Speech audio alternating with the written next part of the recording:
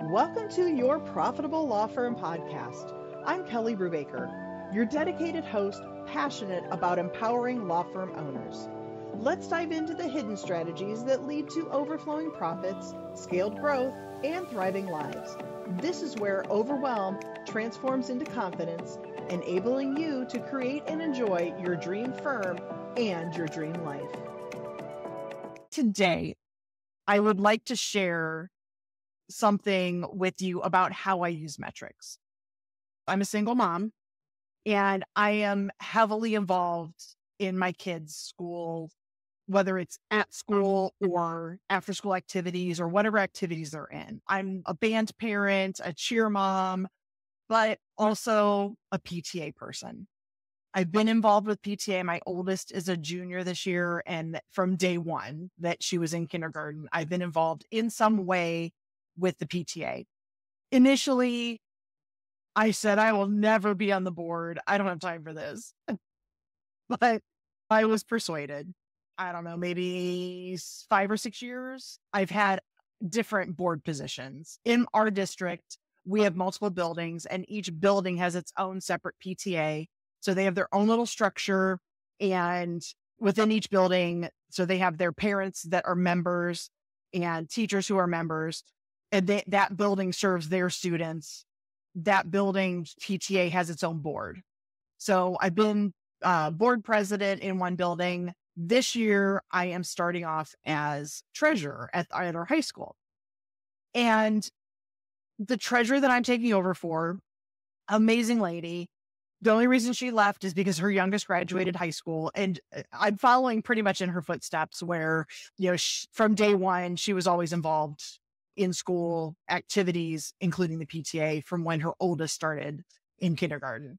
And she had been involved in the high school PTA for so long that a lot of things were just in her head of how things happened. One of the fundraisers we do is we sell Krispy Kreme donuts at the football games. And when we got to the first game this year, everybody kind of looked around and said, I don't know how many donuts to buy. Like, I don't know either. Because the problem is, so we're a small nonprofit. I mean, our annual budget's under 30 grand a year. And when it comes to this specific fundraiser, we actually go and buy the donuts. So we have to pay up front, and then we're on the hook to sell the inventory. And if we don't sell the inventory, we're out that money, and donuts go bad very quickly, right? So it became a little bit of a stressful situation. And luckily, the treasurer that I took over for, she had all the information, but we are talking, and I actually didn't plan on sharing this, but this binder. I mean, what is this? This is a 2-inch thick binder, all the paper, okay? Because PTAs historically do everything paper-based. So folders, printouts, reports, 3-ring binders, however you want to organize it. And part of that is because you're transitioning the role. Like typically a board position is filled 1 year at a time, possibly 2, depending on the board, but there's constant turnover. So not only do I have one binder, for each year I have 2 binders of information. That was just one of them. That was our operating account. We also sponsor the after prom. And so that's a whole other thing because it has enough paperwork to have its own binder. And so 2 binders, and then we keep information for, 7 to 10 years. So I inherited a ton of binders. Where I kind of freaked out was that I'm like, oh my gosh, I don't know specific to the Krispy Kreme donuts for our fundraiser. I don't know. I don't know how many boxes to buy. I have no clue what we've done in the past. Now, we had the information, but it was scattered in pieces because every purchase of donuts was 1 page with attached, like it was a form requesting the check and then a copy of the receipt. There would be a separate receipt for every deposit that would show how much money came in, whether it was cash or check. Like, who carries a checkbook to a football game? But cash, check, total, and then there could be notes written on it. And I said, time out let's get through this first, because we were at the deadline. We had to get our order put in. I said, time out before we order any more. Let me scour through all the information I do have at my fingertips, and let's put them into some type of a report. Now, what you see is the report that I came up with. I did it as a spreadsheet because I just love spreadsheets. I won't deny it. But it doesn't have to be a spreadsheet, but one place.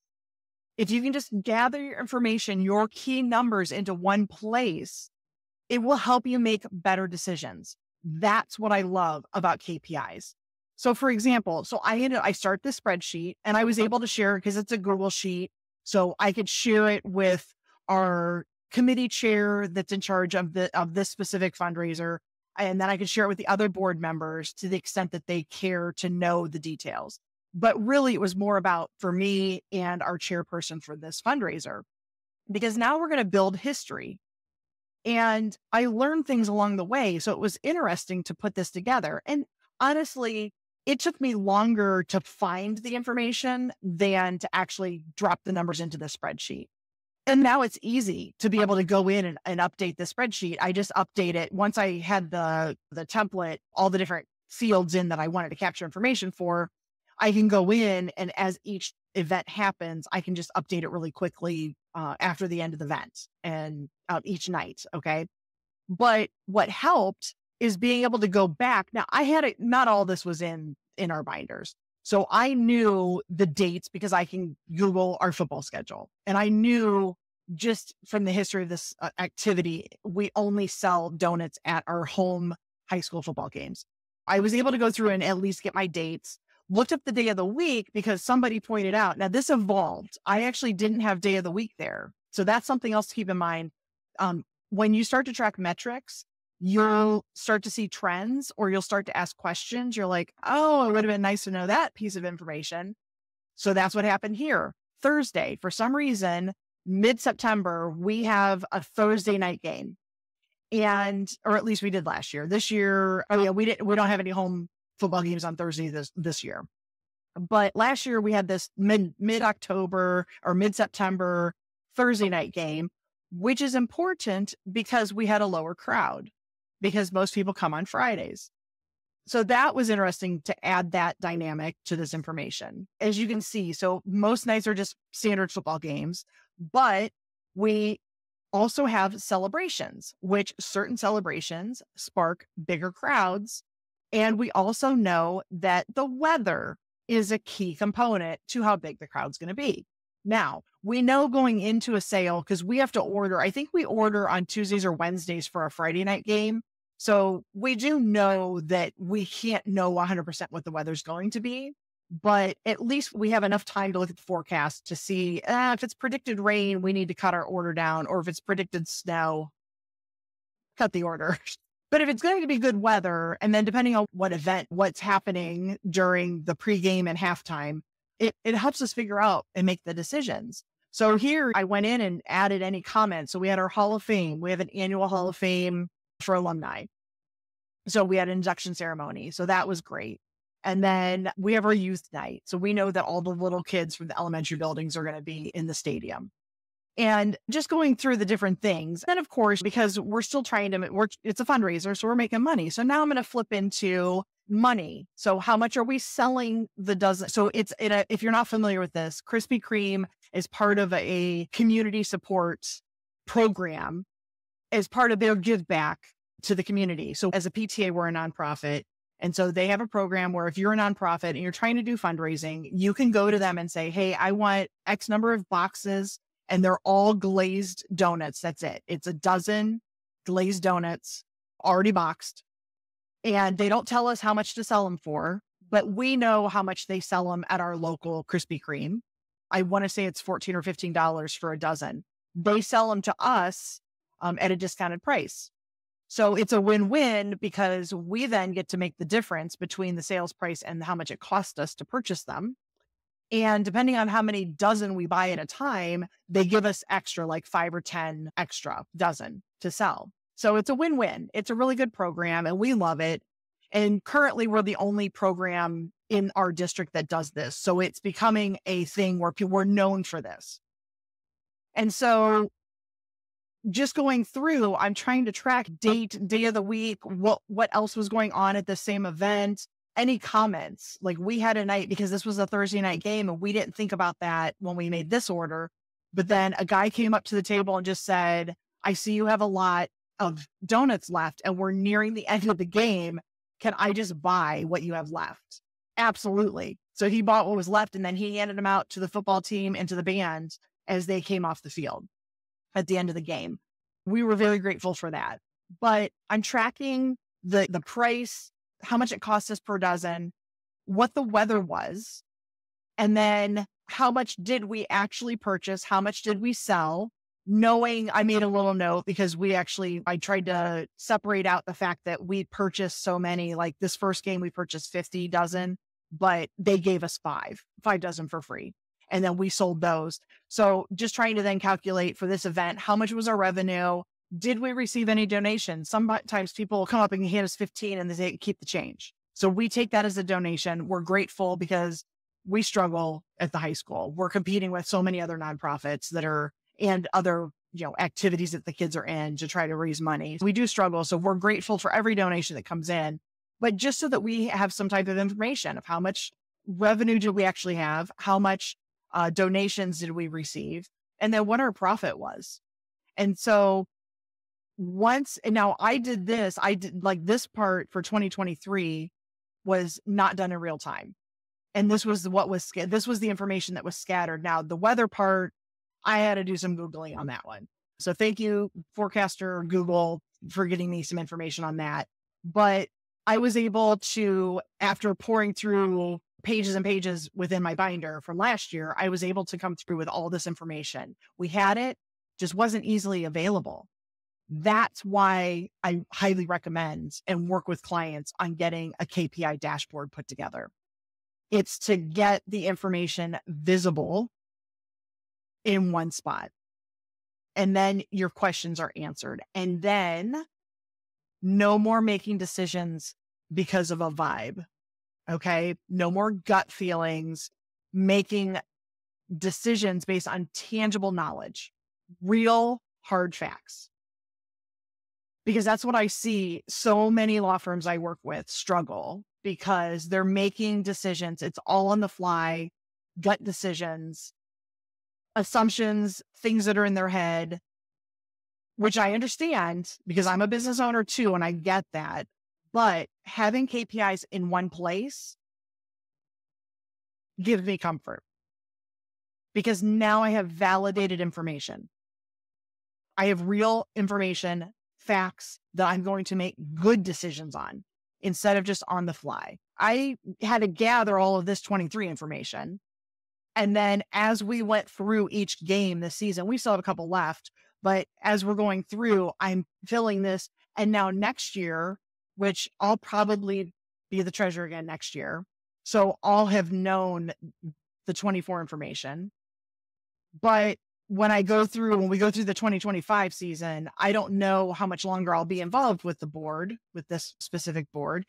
So I will now start a trend. Next year, I'll add some rows and I'll add in the 2025 information and we'll start to build history. And none of this is fancy. I don't have fancy graphs. I do have fancy graphs for the financials though, but I don't have fancy graphs for this. It's just a table of information. But again, the point is what I want you to walk away from this episode is the key numbers are facts about what happened. And it's not meant to be good or bad. It's not meant to be a judgment. It just is what it is. Okay. It happened. It's the history of what actually happened. And then use what happened. If you liked the result of what happened, repeat it. And now you can repeat it because you have that information gathered in one spot. So you know what the inputs were, you know what the output was. If you didn't like whatever the result was, you now have the information of what the input was and what the output was. And now what do you have to change? What do you have to change in the input to get the output, the outcome that you wanted? Okay. That's what I like about KPIs. I feel like sometimes when I talk to clients or even into prospects or business owners in general, some don't want to look at their numbers because they're facts. And they know, they have this gut feeling that things were bad because they were struggling. And what I really enjoy is having a conversation with someone when I show them their metrics, their KPIs, their key numbers for a specific period, or we see a trend, and it's actually not as bad as they thought. And notice what I said, it's not as bad as they thought because they weren't looking at their actual information. This is what KPIs can do for you. So if you're interested in learning more, let me know. But I hope you take away the idea of getting information documented in a way. And maybe for you, you don't want to see like this might be too much because it's too many numbers and information. Maybe a table of information doesn't work for you, or a report. Maybe that doesn't work for you. But depending on what it is, maybe a graph or a pie chart. Think about if you are a litigator and you go into court or somewhere where you have facts that you need to portray to an audience, how do you present those? It's the same thing here, but I'm trying to demonstrate for you how you can take information from your firm, put it into a meaningful format for you, because you're the audience, and then use that to make decisions. It's the same thing. Are you curious about working with me and my firm, Profit Scale Thrive? Running a successful law firm requires more than just legal expertise. It demands financial acumen, strategic planning, and the ability to make informed decisions. My accounting firm, Profit Scale Thrive, supports law firms in several different ways, all designed to elevate your law firm's financial performance and set you on the path to sustainable growth. So if you're curious to learn more, check out our website at profitscalethrive.com. If you have any questions about today's episode, please let me know by commenting below. And if you know someone who might need to hear this information, please share this episode with them. Be sure to follow and subscribe to get notifications for future episodes. Did you enjoy this episode? Please consider leaving a review. And before I go, remember, profit is something you intentionally plan for in the beginning. It's not a potential bonus at the end of the year. Thanks and have a great day.